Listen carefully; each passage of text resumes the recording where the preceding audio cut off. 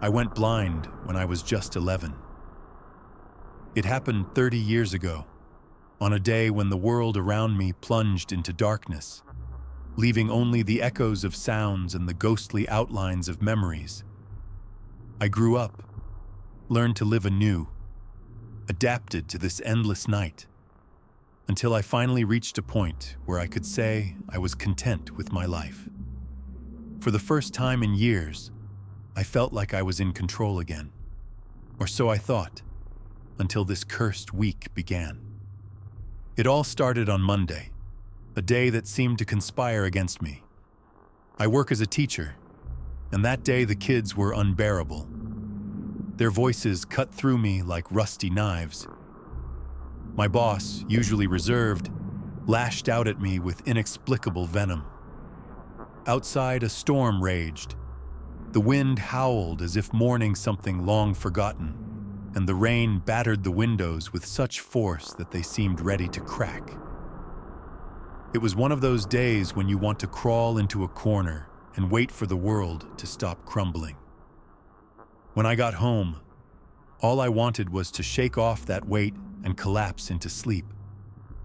I stepped into my little fortress, where every corner was familiar, poured a glass of water, cold, almost icy, and fell into bed. Closing my eyes, I curled up under the blanket, hoping the darkness of sleep would carry me far from that day. But something was wrong.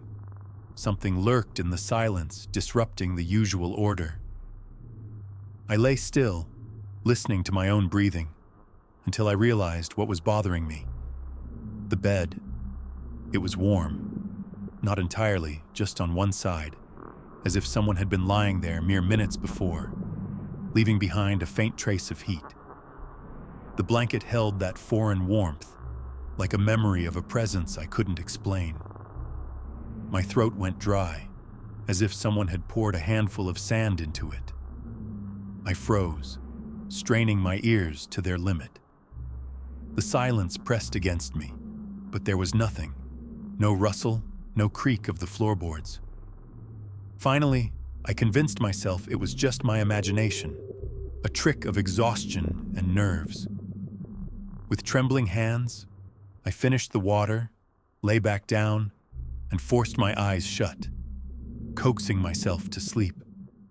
The next day, work drained the last of my strength, and I returned home with a single desire: to shut out everything. I collapsed onto the couch and turned on the TV. Yes, blind people do that too. Modern technology turns images into words. A robotic voice describes the scenes, like it's reading a movie script. It annoyed me at first, but now I'm used to it. It's better than sitting in the tomb-like silence where every sound feels like a threat. I was barely listening to the TV, lost in my thoughts, when I noticed it. Warmth. It came from my right, soft but persistent, as if someone were breathing on my shoulder. I froze, trying to pinpoint the source. After a minute, it hit me. It was the lamp on the table next to the couch. Its heat seeped through my shirt, making my skin itch. I never turn on the lights. Why would I? The lamps in my house are mere decorations, relics of the past. Sure, I have bulbs in the sockets, but they gather dust unused. Friends might flick them on when they visit, but the last time anyone was here was over a month ago. If that lamp had been on all this time, I'd have noticed the heat sooner. I sit here almost every day, and never has this happened before. My fingers reached for the switch on their own. Click, and the warmth began to fade, but the feeling of someone else's presence lingered. I pushed the lamp farther away, as if that could banish whatever had turned it on. I played another episode of the show, trying to distract myself, then warmed up dinner in the microwave. The smell of hot food briefly restored a sense of comfort. Afterward, I decided to head to bed, hoping the night would erase this strange day. I stepped out of the kitchen, counted my usual 4 steps down the hallway. and turned to enter my bedroom. Bam! My face slammed into something solid. Pain shot through my nose, and I nearly cried out. The closed door to my bedroom. My heart pounded as if it wanted to break free from my chest. I never close doors. Never. I'm blind. I live alone. And I don't need extra obstacles. The doors in my house are always open. It's a rule. My way of keeping control in a world where I can't see the edges. Someone was here. Someone had walked through my home, touched my things, closed my doors. Fear, cold and sticky, gripped my throat.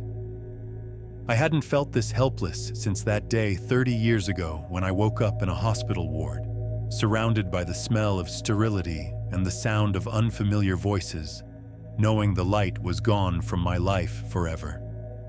My hands shook as I reached into my pocket for my phone to call the police. My sweaty fingers fumbled and the phone slipped, hitting the carpet with a dull thud. I heard it strike the baseboard right at my feet. Dropping to my knees, I started groping the floor, running my hands over the soft pile. 5 seconds. 10. Nothing. The phone had vanished into thin air. It couldn't have bounced far.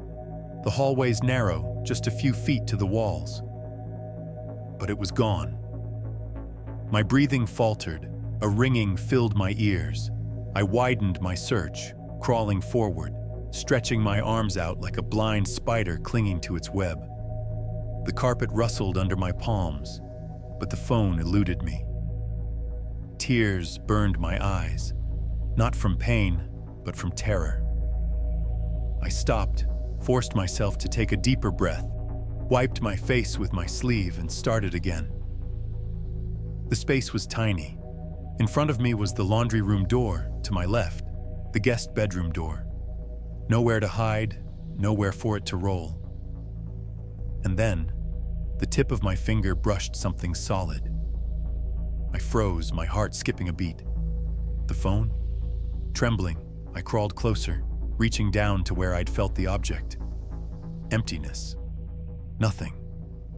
Through the haze of panic, I crawled a little farther, reached again. Nothing. The floor was bare, as if someone had swept away all traces. I moved forward again, and this time my right hand bumped into something large, too large to be a phone. Cautiously, I ran my palm over its surface. It was cold, dry with a faint roughness, almost like skin, but lifeless, devoid of warmth. I realized what it was when it moved. My fingers gripped someone's leg, cold, unyielding, but alive. It twitched under my hand, and I heard a sound, a quiet, barely audible exhale, as if someone had been holding their breath too long. I recoiled, slamming my back against the wall. My mind spun in a whirlwind of thoughts. Who was this? How did they get in? And why were they silent? The quiet was worse than a scream. It pressed down, filling the hallway with an invisible presence. I tried to stand, but my legs buckled, and I collapsed back onto the carpet. Who's there? I croaked, my voice trembling like a child's. No answer. Just silence, and a faint creak of a floorboard somewhere deeper in the house. I crawled backward toward the living room, clutching the walls to keep my balance. Every sound, the creak, the rustle, even my own breathing, felt alien. Reaching the couch, I grabbed the remote and turned off the TV. The silence became absolute, but now I knew it was lying. Someone was near. Someone was watching. A minute passed, or an hour. Time dissolved in that darkness. I sat clutching a pillow, listening, and then I heard it. Footsteps. Slow, cautious, as if someone were trying not to give themselves away. They came from the bedroom, the very one whose door had been closed. Heavy yet soft, like bare feet touching the floor with eerie confidence. I stopped breathing. The footsteps grew closer, louder, clearer. They stopped at the threshold of the living room. I knew it because I felt the cold radiating from there, as if someone had brought a draft from another world. "Please, say something," I whispered, but my voice broke into a rasp. And then I heard it.